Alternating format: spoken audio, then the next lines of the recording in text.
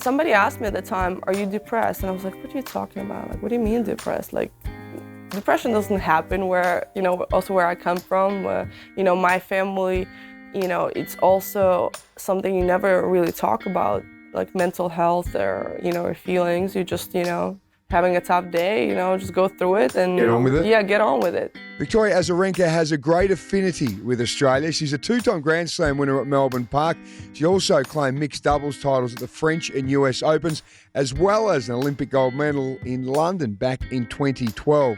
In this chat, Vika talks openly about motherhood, inspiring a generation of young tennis players, approaching random strangers with theatre tickets in New York, and going undercover in Paris to restore her mental health. I hope you enjoy it. Now, this episode does talk about mental health, so if you have any concerns, please contact Lifeline on 13 11 14. Welcome along to the Soda Room, a place where we get to know the real stories behind some of the biggest names in the game. It was like we had won the grand final. I just got some new boots. It was something special for me. Did you understand the significance of that moment? Oh, Captain? yeah. Nothing compared. That's what I thought I had to do as a leader. You've got the same undies on. I've got exactly the same ones on. Victoria Azarenka, welcome back to Adelaide. Thank you so much. I'm really happy to be here. Now, we are in the very bright sun of Memorial Drive here, which you know well. So you've got the sunnies on. So if we're watching this, you look rock star-like. Yeah, I mean, I've heard that before. I've worn them for press conferences. Yeah. People are like, why are you wearing sunglasses? And I have migraines from the lights. Right. So I try to prevent it as much as possible when I go to like press conferences with a light, with a flash. Yep. Even like the phone flash is not the best for me. So I try to just not take any chances. When you get them, are they so bad that you're stuck so in bad. bed like grinding? Real bad? Like so at some point I had to call the hospital. Like sometimes emergency. Yeah. Really? It's that bad. Yeah. Jeez. Have you had them for a long time? Yeah, pretty much. Like my mom has them, and so it's been my kind of my whole life. I had to, one time in, was it 2020, I got it right before the final match. We had to call the urgent care because I pass out sometimes from the pain that I get. So, jeez. Yeah, that's why I want to wear sunglasses. Oh, no, I understand. And I'll tell you what, they're pretty nice sunglasses. Yeah. So if anyone's watching this on YouTube or Spotify, they're rocking. Where are those ones from? Oh, very nice. Sale, so I feel like I got like a good deal. Yes. 80% off. That's good. 80% sale. Yeah. That's my jam. Absolutely. Welcome back to Australia. Tell us about Australia. How much do you love it? Because obviously you've had such wonderful success here over many, many years. Well, I mean, it goes back all the way to juniors. The first time I came to Australia, I was 15 years old. I became #1 junior player.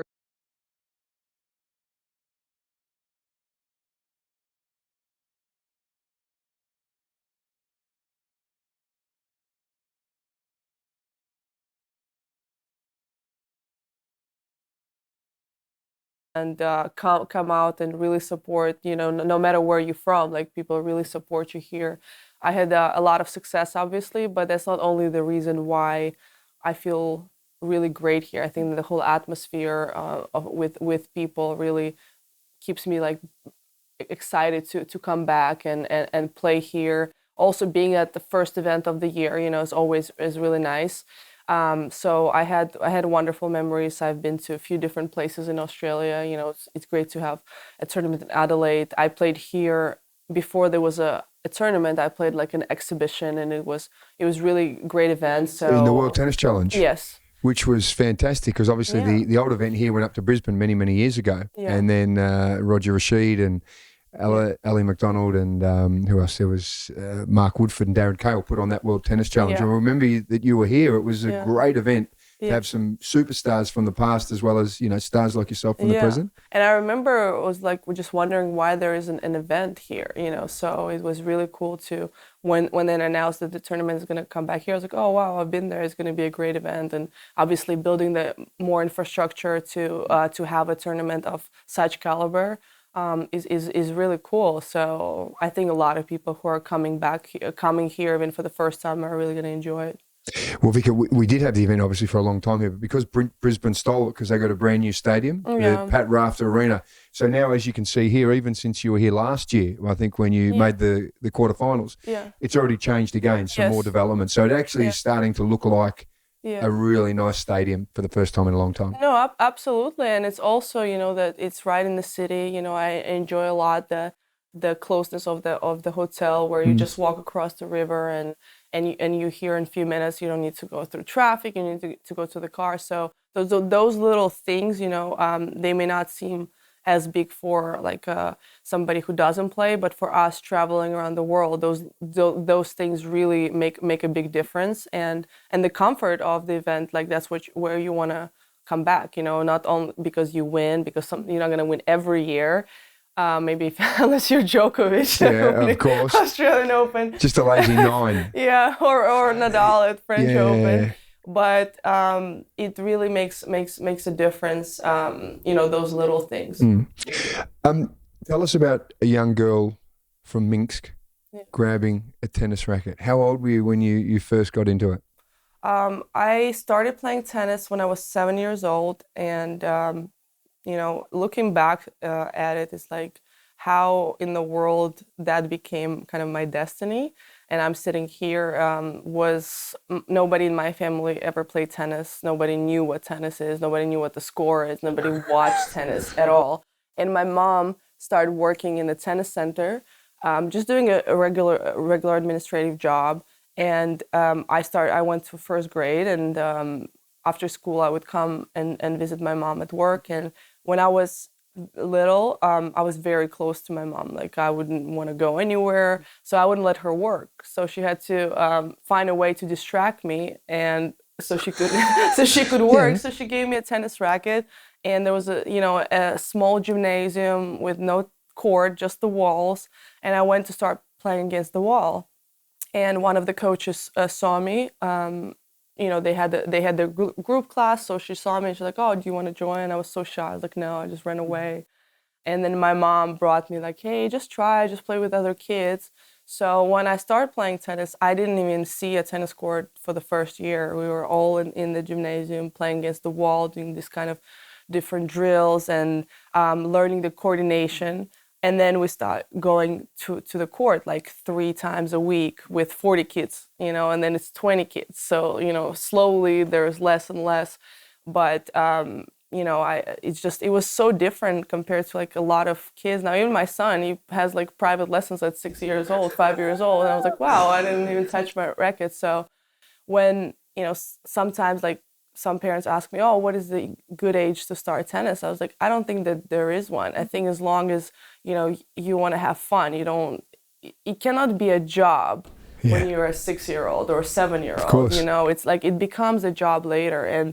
And for me, what was really amazing that from that moment when I was a kid, it never felt like a job, really. It really felt like, okay, it's my passion and I have fun with it. Like I play with my heart. I don't really calculate too much. It's like based on instinct. And I think that all developed really when I was really little.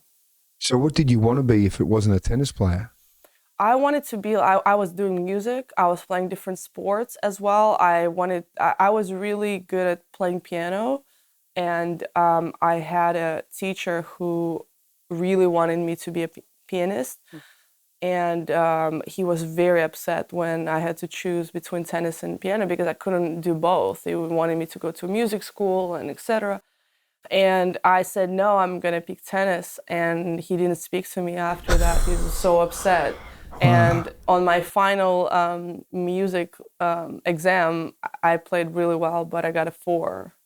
Because out of 5. Instead of the 5. Instead of the 5. So was he holding a grudge? I would like to think that, because I truly believe that when I give it my all, like I really believe that I earned a really good grade, but at that time I was like, whatever. How old were you then when you had to make the choice?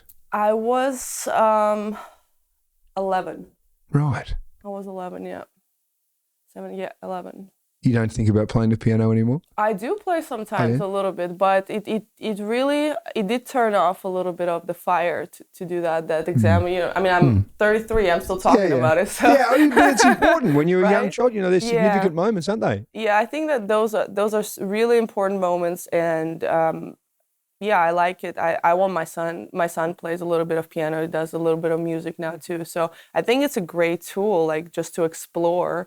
And I didn't have all the opportunities, you know, in the world, but whatever I could try, I wanted to try. I tried, you know, football, I tried basketball, I played table tennis, I played handball, like whatever was available was just like a playground, you know, for me. So at what point do you know when you're playing tennis that you're going, I'm not too bad at this, I'm getting better and better, and this actually could be, Yeah. you know, a job or a career? What sort of age did that happen? I think consciously it was later, like kind of when you were already in junior, started playing under 18, started traveling to like Grand Slams, so around 15. And before that, I've had these visualizations of playing in these big events like in Wimbledon, or, you know, I would play against the wall and I would just picture myself playing on this big stadium. So I think that, you know, kind of like unconscious dream was there from kind of beginning. And that's why I say why I'm here, it had to be a destiny. It wasn't an accident. It wasn't like a plan. It was really for me to make it from where I come from was a very, very long shot.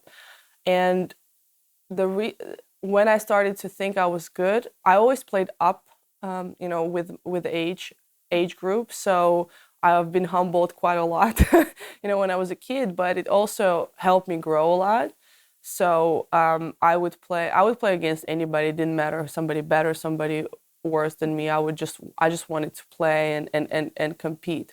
And I've heard a lot of no's as well, that I'm not gonna make it from, you know, in school, you need to go in school because tennis is not a career, you know, kind of a cliche stuff, but I feel like it happens quite a bit to a lot of people. But I just really enjoyed playing, and I don't think my parents, which I think I'm one of the lucky people, like saw as me as a kid. I was like, oh, that's our way to make it in the world. You know, they really wanted me to just do whatever I can and enjoy. So I think until like 15, I didn't really think, okay, it's going to be my career, or, you know, I need a plan B. It was just like, it was going natural. Like I had this dream and I wanted to do whatever I can to do to achieve that. No plan B at all? You've never needed a plan B in your life? Not that I can really think about, but what I was saying earlier, that I was trying a lot of different things, that I think that was helpful for me not to be stuck into just, okay, tennis only. And I still am, like I'm very focused on my tennis, but I have so many interests outside of that it enriches me and fulfills me in different ways. And I think the same thing when I was a kid, that was quite similar. That even though I had, you know, it was tennis, I didn't have a normal childhood like a lot of kids, but I didn't feel like that's my only thing. You know, I still felt like I'm trying this and I'm trying that. So it was fulfilling. I was lonely a lot of times because I traveled by myself since I was a kid. And but it also I didn't feel like that was my only thing in life. When you start becoming really, really good, tell us about, obviously you become the first Belarusian to win a Grand Slam, Yeah. you know, in Australia here in 2012. What happens when you win a Grand Slam? What happens back in Minsk and Belarus in that situation? Well, it was obviously a monumental event. I think the emotions of people was super exciting. You know, obviously I didn't have a chance to go home at that moment and really, you know, kind of soak that thing in, because the good and the bad part about tennis is like you win and then next week it's another tournament, and it's such a quick turnaround. So I'd never really experienced that, you know, homecoming win or homecoming experience. So even though I know how so many people were excited and happy for me and proud of me.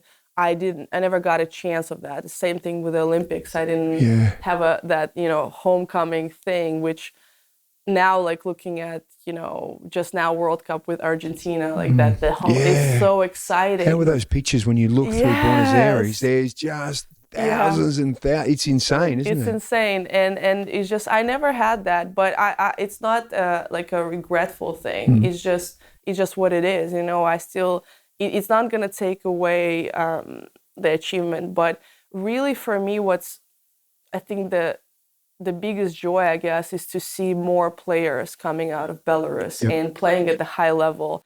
And the girls, our team is very, very strong. A lot of young girls are playing well for such a small country. It's pretty impressive. So that, I think, that win is hopefully is part of the effect of what's happening in tennis now. Well, I can only imagine that there would be thousands and thousands of boys and girls that picked up a racket there purely because you picked up a racket at your mum's work and started hitting the ball against the wall, which would directly have changed their lives.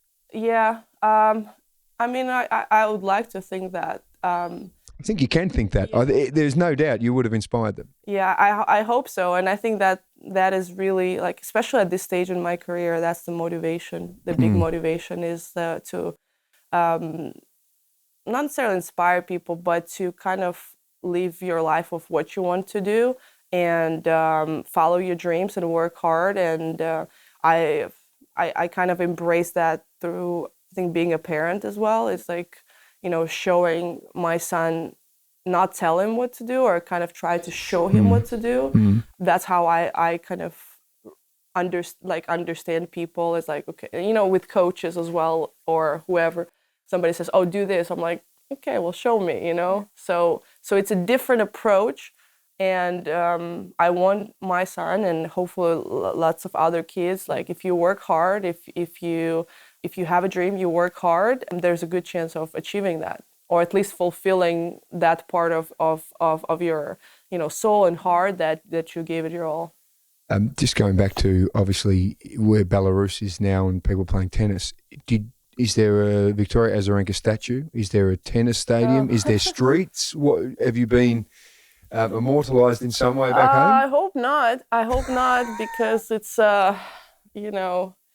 those things are like they're really not important to me because I don't like the fame part of my job. I like to be recognized for my achievements. Obviously, I think that is fulfilling for me.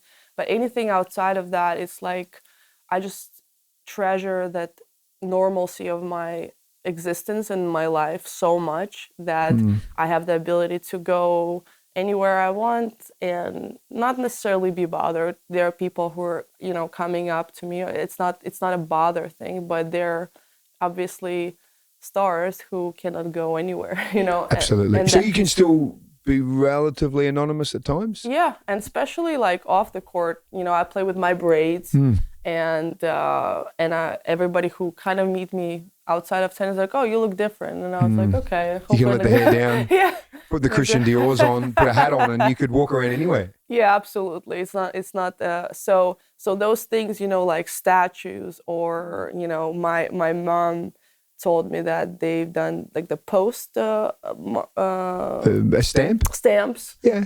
And she was like, oh, that's so exciting. And to me, it was like, I guess. Well, someone's got to lick the back of your head and stick you on an envelope.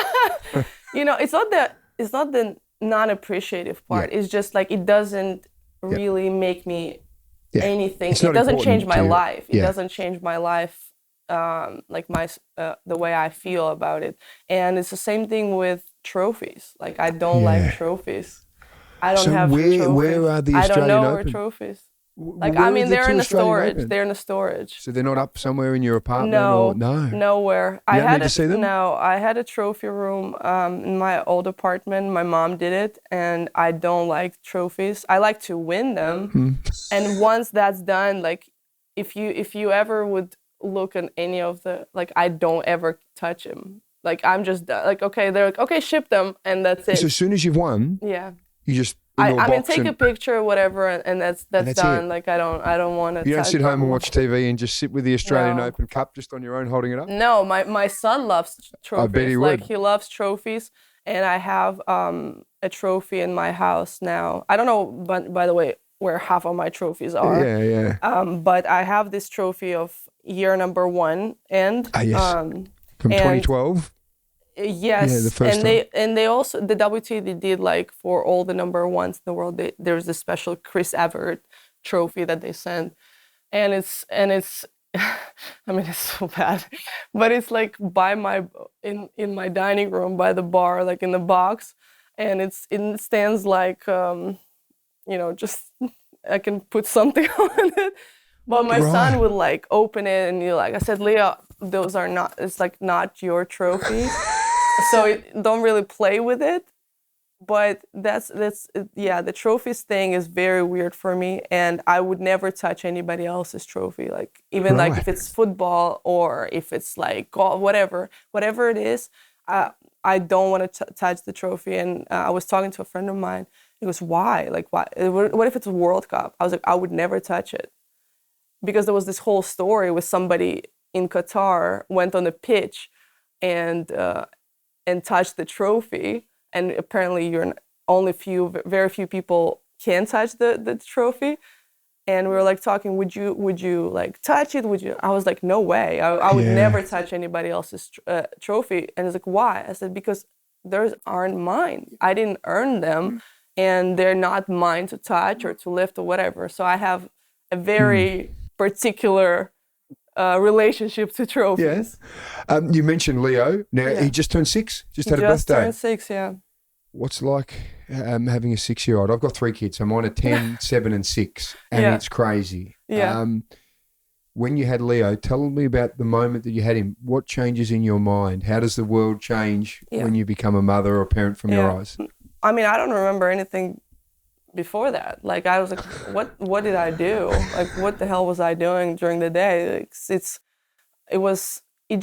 feels like my life was kind of empty, and it's not really like a remark to somebody who doesn't have kids. It's just like my own feeling, like real feelings, like what was I doing? Like I don't know, like now, like in the off season, like I have 0 free time because I want to be, I don't want to miss things with him. I want to be present. I want him to feel my presence as a parent there, because I feel it's very, very important. The support of it is very important.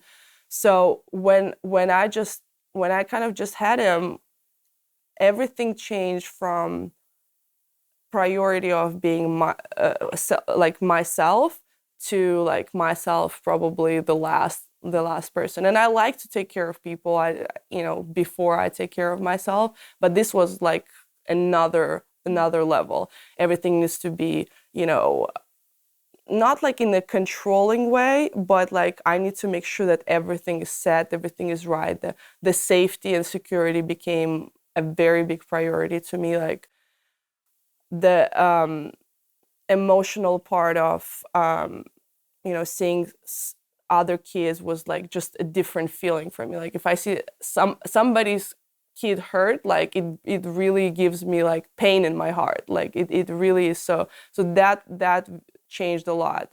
And I struggled, a bit to find that kind of balance between still doing something for me to play and then to be there for Leo. So it was a battle, like quite a big, besides my other battle with his dad, it was a very difficult, like emotional thing to figure out. Okay, I can go practice, and after practice I need 20 minutes of stretching, but should I do it or should I not do it? I've been two hours away. So it changed, but it also gave me a perspective of life that is something bigger than your job or money or whatever. Like it gives like this broader perspective and feeling in life. And I think that's a hard part I'm struggling with now, is to go out and play. It's bloody hard being a parent, isn't it? It's very, very tough. How do you change as a player from not being a mum, then you're a mum. With your mindset, the way that you play as a tennis player, are you different as a mum than you were before? As a player, I think there are a couple of things. You know, obviously, I hope I grew as a person. You know, I stepped on the scene at 16 years old on tour without not really media training, but understanding how the media works. You know, you put this bubble around yourself, and then you have success, you put even bigger bubble around yourself. And if you don't have, you know, you don't always have good people around, so you build another bubble, another wall. And I feel like through the time, I took moments in time to really grow myself as a person, to be more open.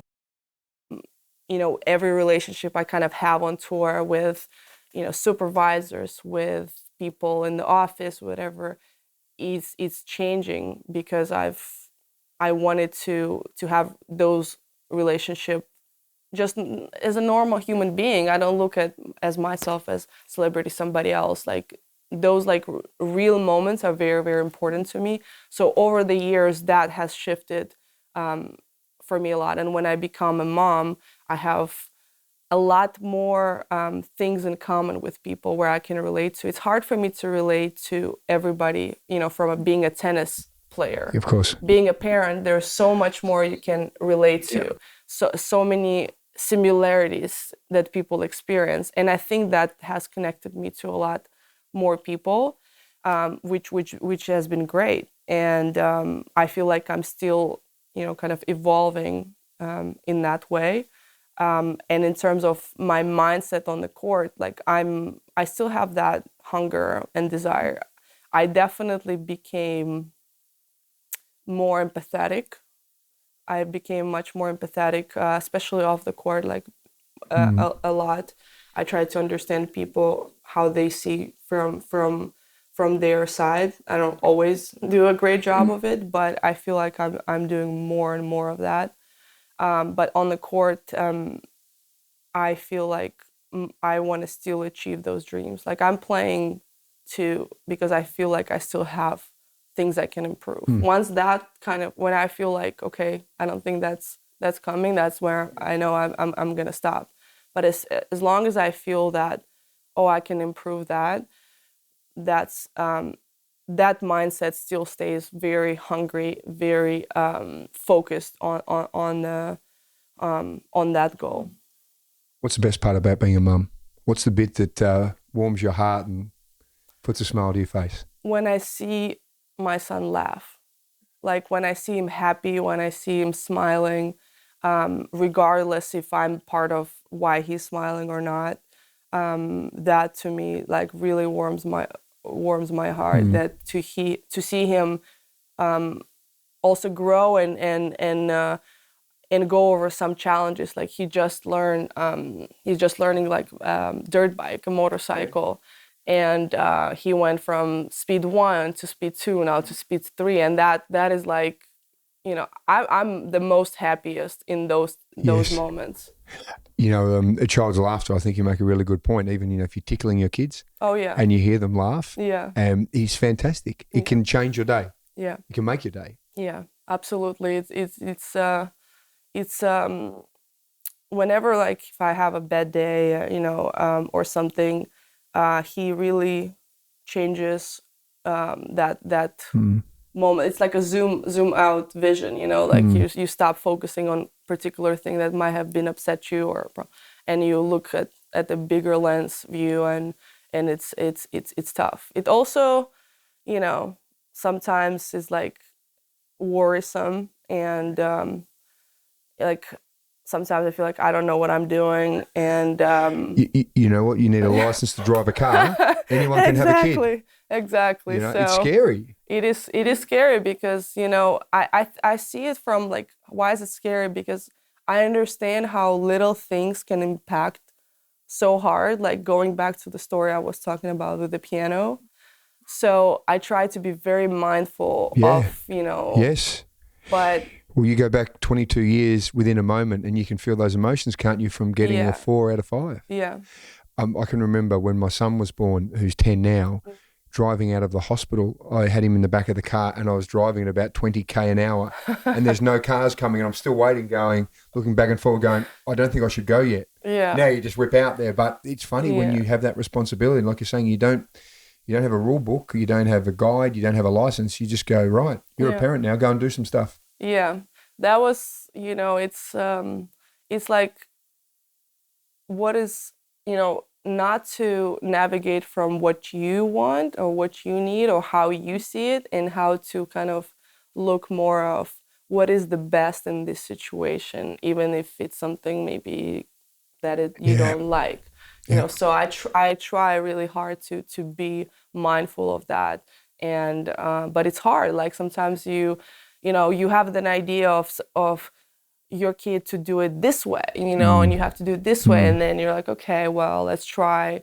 Like I have to read with my son now for his school, and English, even though I speak English pretty well, I think.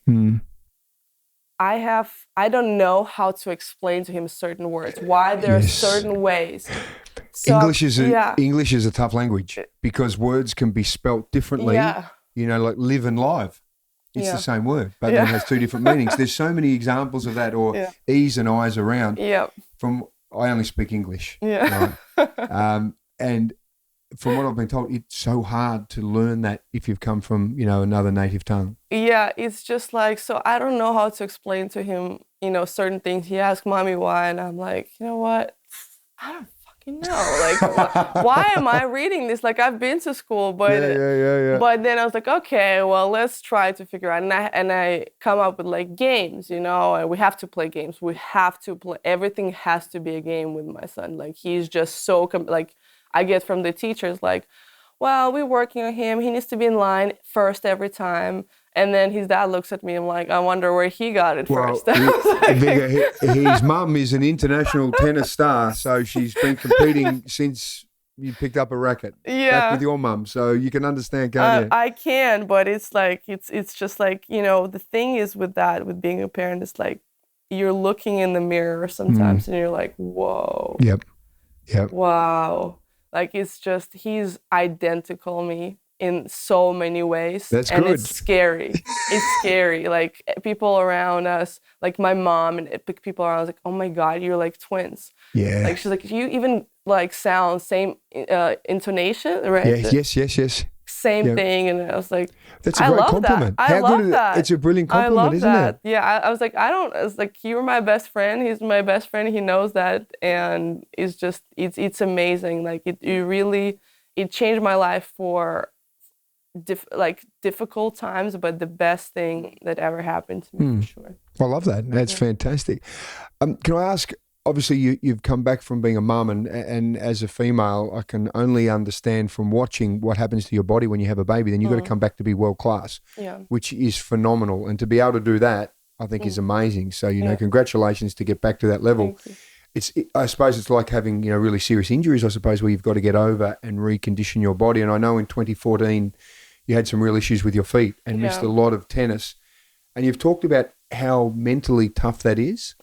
One, congratulations to get yourself back from that. But how do you deal with that when you have that single focus to be a tennis player and your body's not doing what you need it to do?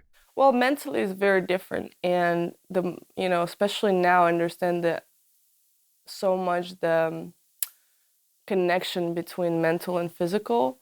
And in 2014, it was very frustrating because I kept pushing through the pain, and then it was another thing. So I wasn't really addressing kind of the issue. I was pushing through it, and it became like this crippling effect, which was also a lot of it was mental. I wasn't in a great state mentally. I didn't have the right people at the time with me who didn't help me to kind of be on better track mentally, where my physical body could heal better. So that was different. When I had Leo, for me it was not the matter of, is my body going to be ready, or I knew my body's going to be ready and I would work really hard. For me, it wasn't if, it was when, So I actually feel like my body became a lot stronger since I had Leo, I became much fitter than before. So from that standpoint, I actually it was it was hilarious. I actually lost weight while I was being pregnant. Yeah, it was. Because you lost muscle I lost tone? muscle, and I wasn't that hungry. Like not a lot of Right. people could say until like I was 8 months pregnant that I was Oh, pregnant. really? Yeah. So I You had was. no cravings, no crazy food No, combinations, nothing? I had Right. one at first. I was like, one of my favorite foods ever is watermelon. So that was like, that It's not was going to the put on weight? one thing that I would just like. My brother would bring me like a full watermelon every single day. I was like, yes, I just Yeah. just eat Yeah. it. But besides that, no, I played tennis until I was 7.5 months pregnant. Still, Ah, I played with a friend of mine and I beat him. And he was like, oh my God, this was my best chance of beating you. I said it was, and he still didn't beat me. And then my mom saw me playing at 7.5 months.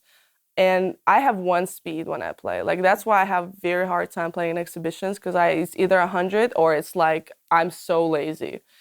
So I was like, oh, I'm just gonna go out there and play a little easy tennis, and then I just go on, full on. We have like rallies and points and stuff. So my mom saw it and she went to my doctor and said like, you need to tell her that she cannot play anymore. yeah. And I was like, and so then my doctor said, no, I think you should stop playing tennis. And I didn't know that at the time. She only told me that after. I was like, okay, Yeah. whatever, Yeah, yeah, I'm yeah. gonna play. Yeah. Then I was riding my bike, and my mom was like, "Oh, what if you fall?" I'm like, "Mom, I'm an athlete. What do you mean? What if I Yeah. fall like off the Yes. bike?" So she was like, she was just so like worried about my body. But I never had that feeling of I was still working out, going to the gym until 38 weeks. So I was very, very active. So there's that trust in your body, knowing, and it was like you said, it's not if it will come back, it's when. You could Yeah. essentially control that as it got better. Did that come because you were able to overcome the injuries from earlier? It gave you that belief that you were able to know that your body would be okay to stand up? I think that I didn't think too much into it. I was just I'm like, thinking okay, too much, am I? yeah. I was just, this is my lifestyle, and that is also what makes me, more happy, more healthy, is to exercise, to do something. And it's hard to stop when you constantly doing, because when you're injured, it's not like you're sitting on your ass and you're not doing anything. You're doing rehab, you're working muscles that you can work. So it's not when you're injured, I feel like it's not, you don't have really free time. You're in that mode. It's like, okay, what can I do to help myself heal better? So in terms of like body wise, I think when I was pregnant and after, I didn't think about it too much. It was just like, okay, this is what we're doing, and that's it. And I think that was like a kind of unconscious way of thinking, and looking back at it is like the best way. You're not, I mean, there are people who obviously have much more difficult pregnancies and health issues that are not able to do what I was doing. But for I could do my I could work out with my body and how I felt. Like I truly wanted to see if I'm getting tired or whatever, like I'll stop. But to really be more in tune, I guess, with my body. When you talked about 2014 before, and you go through that really tough, challenging time, and you see that connection between your mind and your body, did you find that exercise plays such an important role for that mental health? In that time, no. At that Right, time, it it was not, because it's like when you're, somebody asked me at the time, "Are you depressed?" And I was like, "What are you talking about? Like, what do you mean depressed? Like, depression doesn't happen where, also where I come from, my family, it's also something you never really talk about, like mental health or, or feelings. You just, having a tough day, just go through it and Get on with it? Yeah, get on with it. And I think there's a usefulness in that, but there's also like it depends. It depends. You shouldn't push beyond the insanity. Kind of it's there are time and place where you push, and there are time and place you have to take care of yourself. And when I'm saying take care of yourself, it doesn't mean quit, because like a lot of times for me as well, like, okay, you know, just step back. It feels like quitting. When you're not pushing through, it feels like quitting. So to understand kind of that point, but at that time, I didn't at all. It was hard for me to honestly do anything. Sometimes I would sleep like 14, 16 hours days.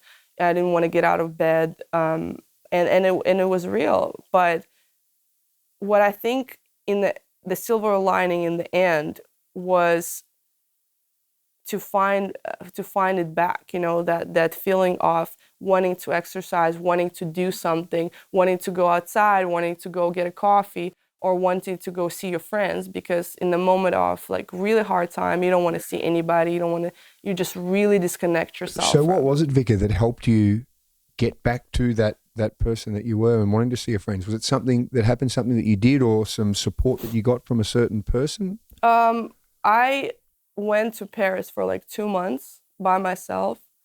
I had a bit of therapy, and I've done it actually before quite a lot. I would go to some place where nobody knows who I am. I don't know anybody. And I like to connect with people. I like to get to know people, their stories, because I think everybody is quite unique and they have something interesting to say. Absolutely. And I would do that with, you know, random places. And Paris was like, you know what, I'll just go live there for like 2.5 months. And I got it like an little apartment, hotel apartment. And I just was going to, you know, different places in Paris. I knew few people, obviously. Then I met a few different people, start hanging. I mean, it sounds not that safe, So what I'm doing. This is your way of dealing with it. You're going to the Louvre and you see someone and go, g'day, and you just start talking to people. No, not really, but I would go to like a French bakery, you know, and I would talk to the person, then they will talk to somebody else, then I would meet a friend through a friend, and then go on like that. It's about connection. You know how I met somebody in New York, similar way. I had 2 tickets, Hamilton tickets. Yeah, the musical. Yeah, and a person who I was going with couldn't make it. And I was like, you know what? I was in Times Square. I just walked to a random person, like, hey, do you want to go to the Hamilton? Yeah. And I'm like, yeah, no problem. And it was a girl, and she went with me to a Hamilton, and that's it. I meet very random people all the time, like. And through tennis, by the way, as well, like security guards and, you know, people in locker rooms and whatever. So in Adelaide, we have where the shopping district is Rundle Mall. Mm-hmm. So if someone's walking through Rundle Mall, just be on your toes, because you might be walking past going, hey, I've got a spare ticket to the tennis. Anyone interested in coming along? You know what? It might be not a bad idea. Maybe we should actually do that. We could do a little experiment and get you to Exactly. walk around. We'll see if anyone can recognise you, and we'll just get tickets and give them out to people for different things. Yeah, they'll be like, who are you? I think that's fantastic. But you're talking about connection, essentially, aren't you? Connecting back with people. Yeah, for me, it's very, very important, the energy of the people, the connecting with people. It's I think that's one of my favorite things about me being a tennis player, that I've met so many different people. I've made friends, you know, I have friends from everywhere in the world. One of my best friends is Japanese, and some from US, some are from Hawaii, some are from like different French, different part of the world, and I love that.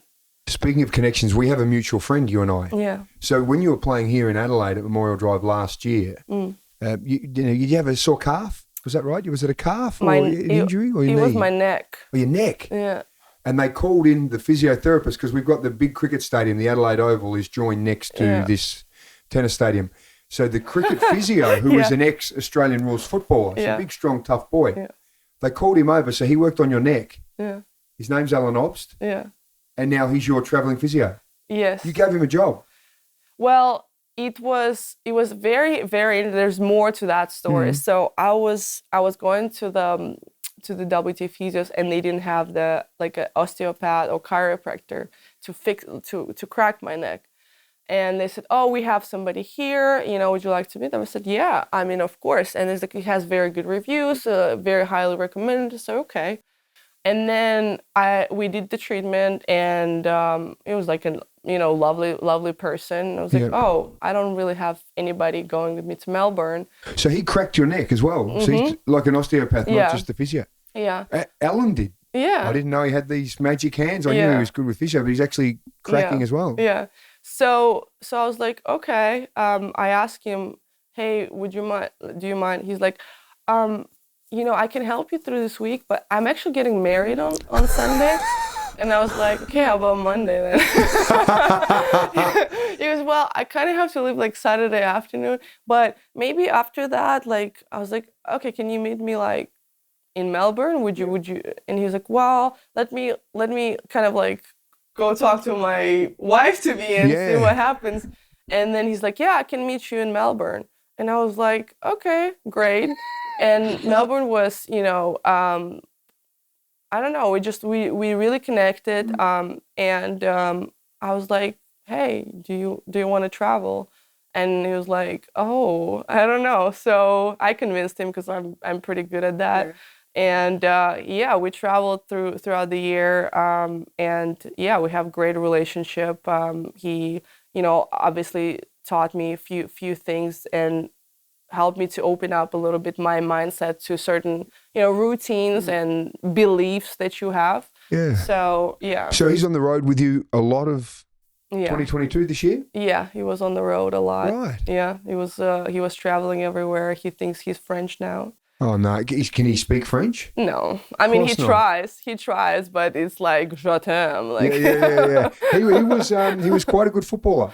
Yeah. He was pretty good. Yeah. He's a big, strong boy. He used to catch, in football we call it a mark, but he'd take a very strong catch. Yeah. And he was good. He played at the very highest level. Yeah. But he always got injured though. So he'd be very good at his job because he's probably had to work on his body forever. Yeah, he's like always stretching and on the foam roller and etc. But he started playing tennis actually not too bad. I mean, for somebody who never held a racket in his life. Yes. And he's telling the story. He's like, when he came to Melbourne, because here he wasn't on the court with me, and when he came to Melbourne, and my coach gave him a racket, and he's like, what do I do with it? I was like, no, you just, pick up the balls and throw the balls. So he was like, oh, okay.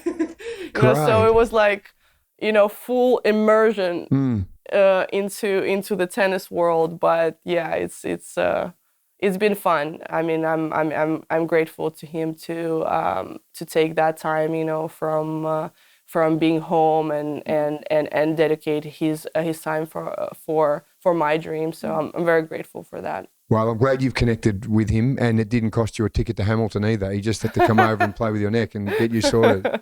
Exactly. Vika, thank you so much for your time. It's been fascinating. Thanks for being so open. Thank you. And honest about, your son and everything that you've gone through. And I love the fact that you have this really strong affinity with Australia because, we can adopt you. So what happens in Australia is if you love Australia, Australia will love you back. But then if you do something bad, Australia will kick you out. So Russell Crowe, the actor. Yeah. He was born in New Zealand, but when he was here doing really well, we love Russell Crowe.